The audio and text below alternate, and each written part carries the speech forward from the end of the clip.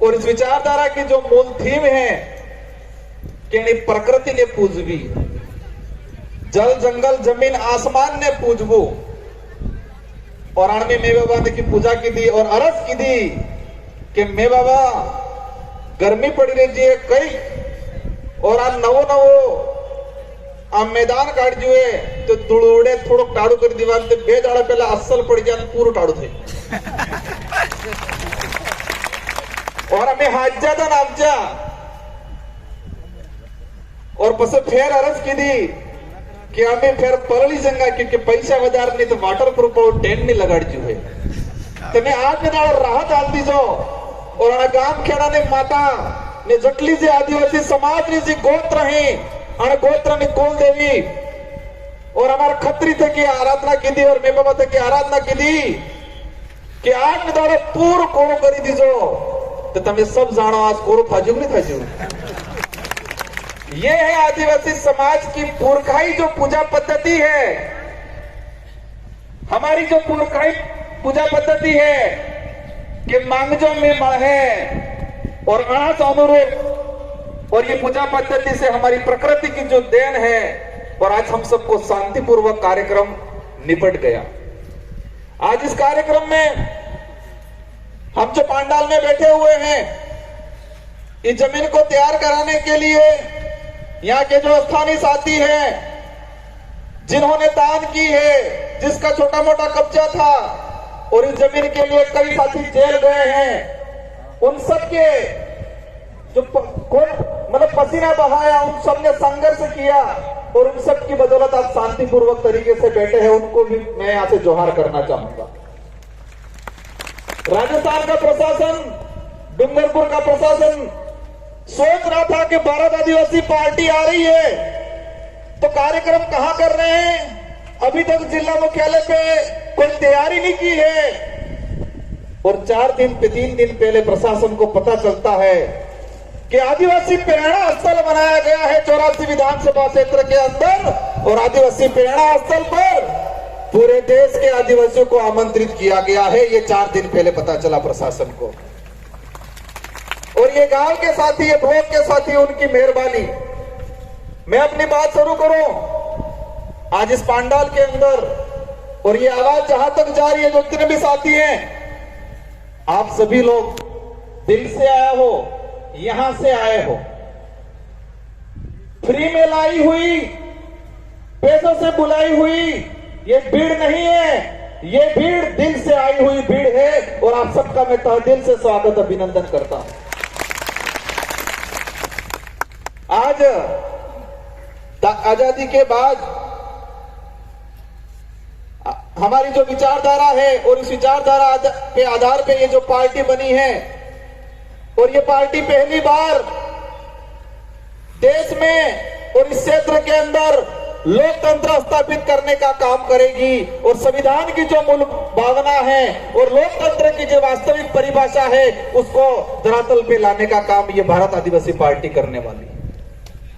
इस पार्टी को बनाने के लिए कई जनों ने योगदान दिया और इस पार्टी के आधार पे आने वाले समय में हमारे आने वाली पीढ़ी का भविष्य सुधारेंगे, जल जंगल की जमीन की लड़ाई लड़ेंगे, संवैधानिक हक अधिकार की लड़ाई लड़ेंगे और कमल कांग्रेस की खटिया खड़ी करेंगे। हम क्या थे, क्या बना दिया, हमारे पूर्वज क्या थे, ताकतवर थे, स्वाभिमानी थे, दयालु थे और दानदाता थे।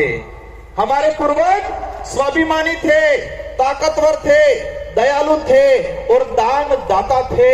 उस समाज को इन कांग्रेस बीजेपी ने फ्री की योजनाओं में मानसिक रूप से गुलाम बना के एक भिखमंगा बनाने का काम किया है। कांग्रेस बीजेपी ने 75 सालों के अंदर हमारे समाज को एक स्वाभिमानी समाज, एक दानदाता समाज,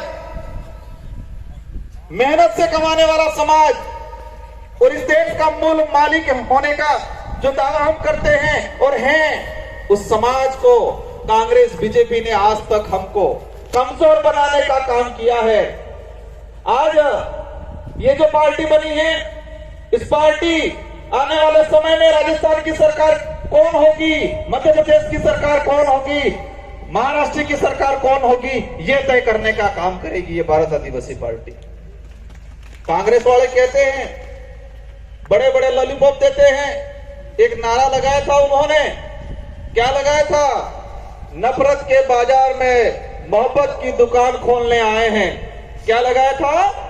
नफरत के बाजार में मोहब्बत की दुकान खोलने आए हैं। मैं कहता हूं, नफरत के बाजार में स्वाभिमान की दुकान खोलने आएगी भारत आदिवासी पार्टी, क्योंकि मोहब्बत वाले धोखा बहुत जल्दी देते हैं। मोहब्बत की बातें करने वाले धोखा बहुत जल्दी देते हैं। और हम इस देश के अंदर आदिवासी समुदाय, माइनॉरिटी, एससी सभी को स्वाभिमानी बनाने का काम करने आएंगे। आज हमारा समाज किस तरह से बना दिया इन लोगों ने, हम लोगों को गुमराह कर दिया गया है, हमारे लोगों को मानसिक रूप से कमजोर कर दिया है। और मैं कई बार कहता हूं कि कांग्रेस बीजेपी 75 साल तक क्या किया?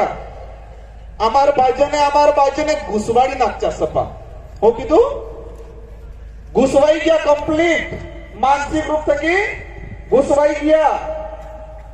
और एक घुसबानो काम करने की दो जे कांग्रेस बीजेपी में लसवाई लाता आने की दो, लसवाई लाता आने घुसबान काम की दो। और ये विचारधारा जे घुसवाईला है आनंद चेतन थावानो काम कराड़ेगा, आनंद सावधान रहवानो काम कराड़ेगा, आनंद जागवानो काम कराड़ेगा। क्योंकि आज तक हमारे समाज के अंदर, हमारे पूरे आदिवासी इलाके के अंदर इन लोगों ने वोट बैंक बनाया गया है। और ये पार्टी, ये विचारधारा है। और इस पार्टी में यहाँ की जनता, क्षेत्र की जनता तय करेगी कि लोकसभा विधानसभा में हमारा कौन आदमी जाएगा।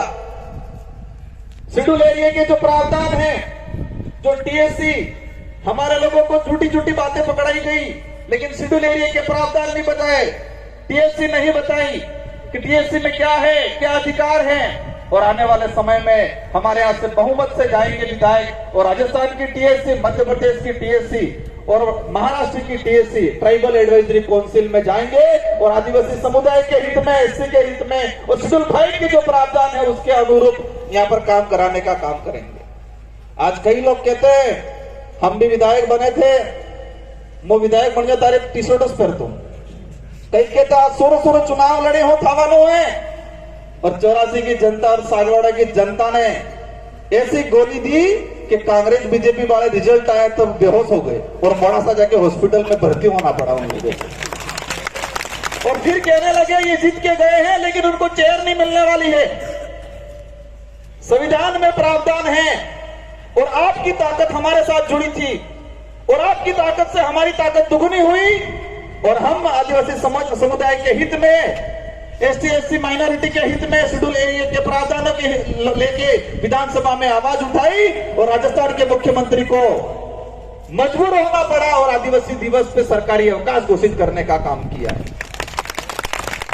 पहले डूंगरपुर जिले की बात करें तो 2 साल के अंदर एक बार मुख्यमंत्री आता था और आपकी खोट की वजह से अब 1 महीने में 5 बार मुख्यमंत्री आ रहा है।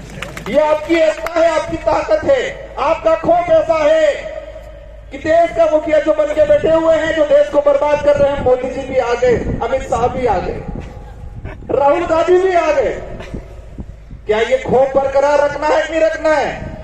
ये खौफ बरकरार रखना है, कहना है उनको कि सब आ जाओ, तो भी इस क्षेत्र की जनता बहकाम में आपके फ्री की योजनाओं में आने वाली नहीं है। आज कई लोग कहते हैं कि क्षेत्र पार्टियां क्या होती है। आज जो लोग आए साथी, आज उनको जाने के बाद मनोबल तोड़ने वाले बहुत सारे मिलेंगे। क्षेत्र पार्टियां कहां तक रहती है? क्षेत्र पार्टियां अगर नहीं होगी तो हमारा भारत देश नहीं होगा।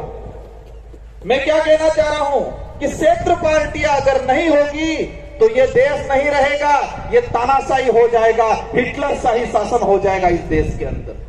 और क्षेत्रीय पार्टियों की वजह से ही इस देश में आम जनता के